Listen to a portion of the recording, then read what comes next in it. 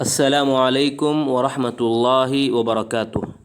محترم ناظرین، آج ہم معلوم کرنے والے ہیں ایک ایسی شخصیت کے بارے میں جو اپنے بارے میں خود یوں فرماتے ہیں کہ ایک مرتبہ ہم شیخ سے حدیث حاصل کرنے کے لیے گئے۔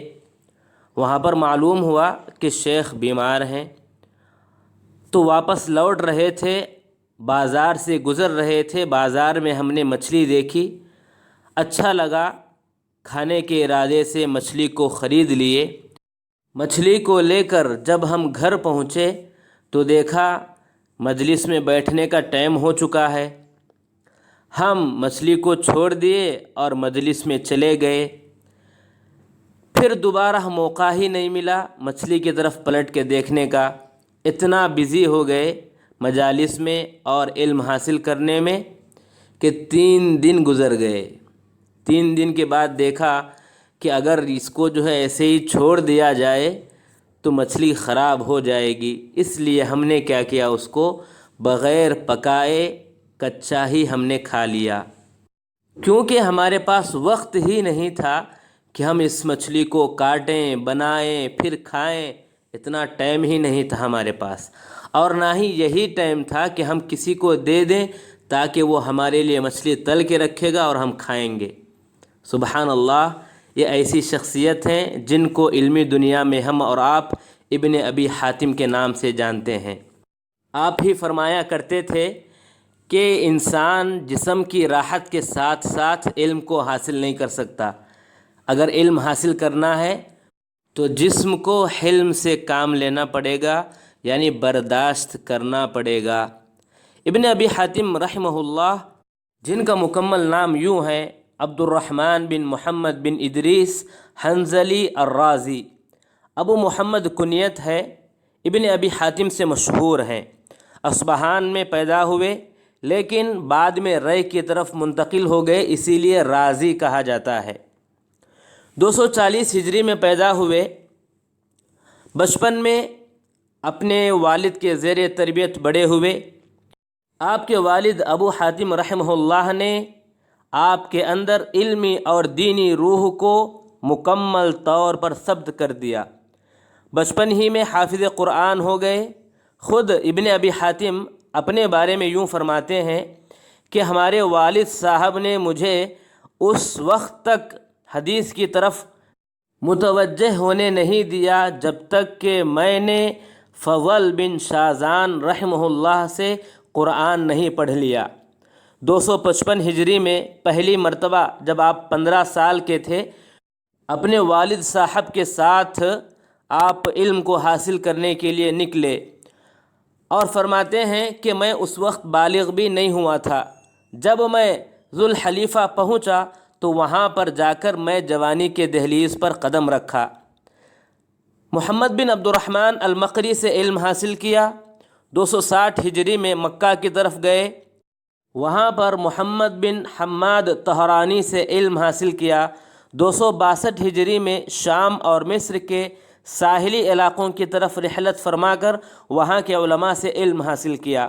پھر 260 پر 4 ہجری میں اصفہان کی طرف گئے، وہاں یونس بن حبیب سے علم حاصل کیا۔ الحمدللہ، گویا کہ آپ کے اگر مشہور اساتذہ کے نام لیں تو ابو زرعہ، محمد بن مسلم واراہ، علی بن حسین، امام مسلم بن حجاج، ابو سعید الاشج، علی بن منذر، حسن بن عرفہ، محمد بن حسان، محمد بن عبد الملک، حجاج الشاعر، محمد بن اسماعیل الاحمسی، یہ چند نام آتے ہیں۔ آپ کے تلامذہ کی بات کریں تو مشہور ائمہ آپ کے تلامذہ میں موجود ہیں، مثلا ابن حبان رحمہ اللہ، ابن عدی رحمہ اللہ، عبداللہ بن محمد بن حبان رحمہ اللہ، یوسف بن قاسم میانجی رحمہ اللہ، محمد بن اسحاق رحمہ اللہ، محمد بن اسحاق بن مندہ رحمہ اللہ، یہ اپنے زمانے کے بہت زبردست علماء میں سے ہیں۔ ابن ابی حاتم رحمہ اللہ اپنے بارے میں ایک مرتبہ یوں بھی ذکر کرتے ہیں کہ ہم جب مصر میں علم حاصل کر رہے تھے تو وہاں پر 7 مہینے تک ہم نے سالن، یا جس کو شیروا بولتے ہیں، اس کو ہم نے کھایا نہیں۔ 7 مہینوں تک شیر ہوا، اللہ اکبر، علم کی راہ میں۔ اور پہلا واقعہ جو ہم نے بتایا، اس واقعے کو اور اس واقعے کو دونوں کو سامنے رکھ کر ہم اندازہ لگا سکتے ہیں کہ آدمی جب قربانیاں دیتا ہے تبھی جا کر علم کے سمندر میں وہ غوصہ لگانے کے قابل ہوتا ہے۔ سبحان اللہ۔ امام ابن ابی حاتم رحمہ اللہ کے بارے میں ابو یعلا خلیلی رحمہ اللہ یوں فرماتے ہیں کہ اپنے والد اور ابو زرعہ سے آپ نے علم کو حاصل کیا۔ آپ تمام علوم میں بحر بے کراں تھے، خاص کر معرفت رجال میں صحابہ و تابعین اور علماء کے اختلافات جو موجود ہیں ان میں خاص کر آپ کی زبردست صلاحیت تھی، اور فقہ میں بھی آپ بہت ہی ماہر انسان مانے جاتے تھے۔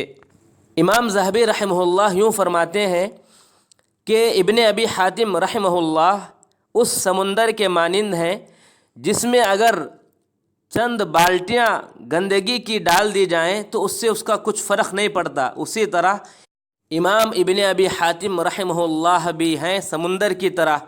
امام ابن کثیر رحمہ اللہ یوں فرماتے ہیں کہ آپ عابد، زاہد اور حافظ تھے۔ آپ کی کتابوں کی اگر ہم بات کریں تو آپ کی مشہور جو کتابیں ہیں ان میں آداب الشافعی، بیان خطأ محمد بن اسماعیل البخاری فی تاریخہ، المعرفہ، علل الحدیث، زہد الثمانیہ من التابعین، المراسیل، یہ کتاب تو آپ کی بہت زیادہ مشہور ہے۔ المراسیل بولتے ہی ابن ابی حاتم رحمہ اللہ یاد آتے ہیں۔ اصول السنہ و اعتقاد الدین، الرد علی الجہمیہ، فضائل امام احمد، فوائد اہل الرائے۔ اب آئیے آپ کے بارے میں ہم آخری بات یہ معلوم کرتے ہیں کہ آپ 327 ہجری میں انتقال فرما گئے۔ انا للہ و انا الیہ راجعون۔ اللہ تبارک و تعالیٰ آپ کی خدمات کو قبول فرمائے اور آپ کو جنت الفردوس میں اعلیٰ مقام نصیب عطا فرمائے، آمین۔ اگر آپ ان کی زندگی کو کتابوں میں پڑھنا چاہتے ہیں تو چند حوالے آپ کے لیے یہ ہیں۔